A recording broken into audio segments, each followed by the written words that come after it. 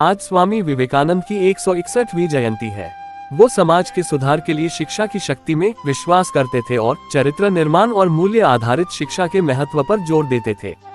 अपने भाषणों और लेखों के माध्यम से उन्होंने अनगिनत लोगों को प्रेरित किया और भारत की सांस्कृतिक और आध्यात्मिक पहचान को दुनिया भर में पहुंचाने के लिए महत्वपूर्ण भूमिका निभाई।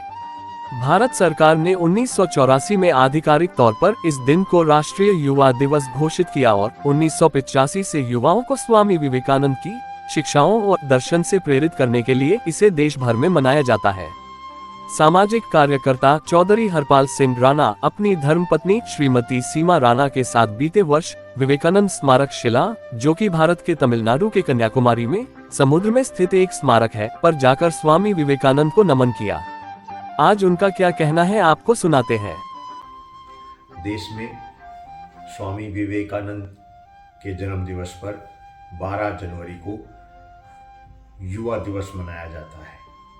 इसका उद्देश्य है स्वामी विवेकानंद के विचारों को जन जन तक पहुंचाना, जिससे कि विशेष तौर से युवा प्रेरणा लेकर उनके विचारों को समझकर अपने जीवन में कार्य करें। उनका सबसे महत्वपूर्ण वक्तव्य विश्व महासभा शिकागो में है, जिसमें उन्होंने कहा था, अमेरिका के मेरे भाइयों और बहनों, उनको 2 मिनट का वक्त दिया गया था, लेकिन 2 मिनट के वक्तव्य के बाद उन्होंने बहुत लंबा भाषण दिया, जो कि अमेरिका में धर्म सभा में भाग लेने वाले व्यक्तियों के लिए एक प्रेरणा बनी और सबसे अधिक उनकी प्रशंसा हुई।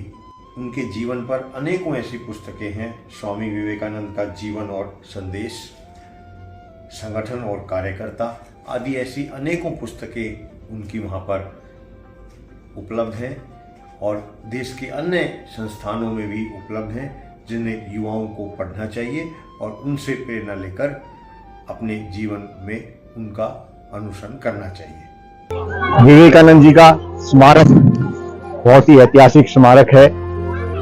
यहाँ पर पूरे हिंदुस्तान से अलग अलग प्रदेशों से व्यक्ति आ रहे हैं। अलग अलग परंपराएं, अलग अलग संस्कृति, अलग अलग रहन सहन, लेकिन एक विवेकानंद जिन्होंने संसार में अपना संदेश शांति और भाईचारे का दिया था, उसी के कारण से यहाँ पर समस्त संसार के व्यक्ति यहाँ पर आते हैं। भारत माता की वंदे वंदे, विवेकानंद अमर रहे, विवेकानंद अमर रहे। हमारा भारत देश बहुत ही सांस्कृतिक देश है।